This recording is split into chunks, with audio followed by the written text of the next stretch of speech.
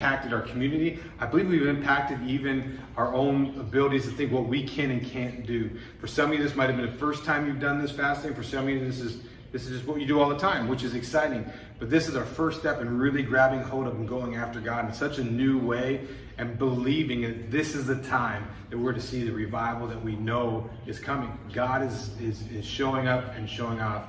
So today we're going to be focusing on praying for ourselves, and not in a way that so we can get more, but in a way that we represent Him more. So we got two verses we're going to cover. First verse we're going to find, there's a couple verses. It's going to be found in Matthew 5. We're going to turn to 13 and we're going to read all the way through 16. It says, "You are the salt of the earth, but if the salt should lose its taste, how can it be made salty? It is no longer good for anything but to be thrown out and trampled on by men." Ooh, I want to be salt. Next, it continues, it says, "You are the light of the world. A city situated on a hill cannot be hidden. No one lights a lamp and puts it under a basket, but rather on a lampstand, and gives light for all who are in the house. In the same way, let your light shine before men, so they may see your good works and give glory to your Father in heaven." See, what we're praying for here is that we reflect Jesus more, so we can reflect Him more to people that don't know Him, reflect Him more in our behavior and attitude. And I believe our week of fasting and prayer has really pushed us towards that, and I just could be more excited. I just can't. I am hoping that for some of you, this becomes more than just a 1 week thing, that you'll look at it maybe once a week, every week for the rest of the year, maybe twice a week, but you're consistently going, what can I remove and put God in its place so I can reflect Jesus more to a world that's hurting right now, a world that's crying out.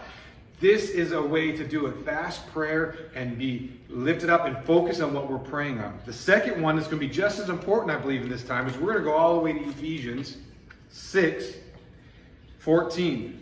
And as you know, we'll even drop back to 13. This is the armor of God, but we're going to read it and then I'm going to talk really quick. It says, "This is why you must take up the full armor of God, so you may be able to resist the evil day, and having prepared everything to take your stand. Stand therefore, with truth like a belt around your waist, righteousness like armor on your chest, and your feet sandaled in readiness for the gospel of peace. In every situation, take the shield of faith, and with it you'll be able to extinguish the flaming arrows of the evil one. Take the helmet of salvation and the sword of the Spirit, which is God's word. With every prayer request, pray at the time in the Spirit, and stay alert in this, in all perseverance and intercession for all the saints." We saw that we did that when we talked about missionaries. Guys, when we go after what God has, and we ask Him to make us more of the light, we ask Him to straighten us out, let us be the salty of the salt, right? That we are reflecting Him. The enemy is going to come, and we have to be armored up. So we need to be praying and putting that armor on daily, not weekly, not monthly, not when we're in trouble and the war is right here. We are prepared to wear that armor every day, every single day. And so I want to remind you, today we are going to pray and commit to putting that armor on. You can do it fast, whichever way you want, but I'm telling you, it's the beginning of the day, we armor up. I'd say armor up at the end of the day when we're going to sleep. It is important, because not so that we benefit, but so that we can become the light. That's what we're called to do. It's our mission. It is our marching orders. It's the plan A. There is no plan B, as my friend really likes to say. It is what we're called to do. And to do that, we need to be armored up. We need to pray that God continues to change us from the inside to reflect Him more, and then walk that out so the world sees that. Guys, we can change Livingston. We can change Polk County. We can change Tech. We can change everywhere by walking out what He's called us to do. So I'm encouraged. I'm excited.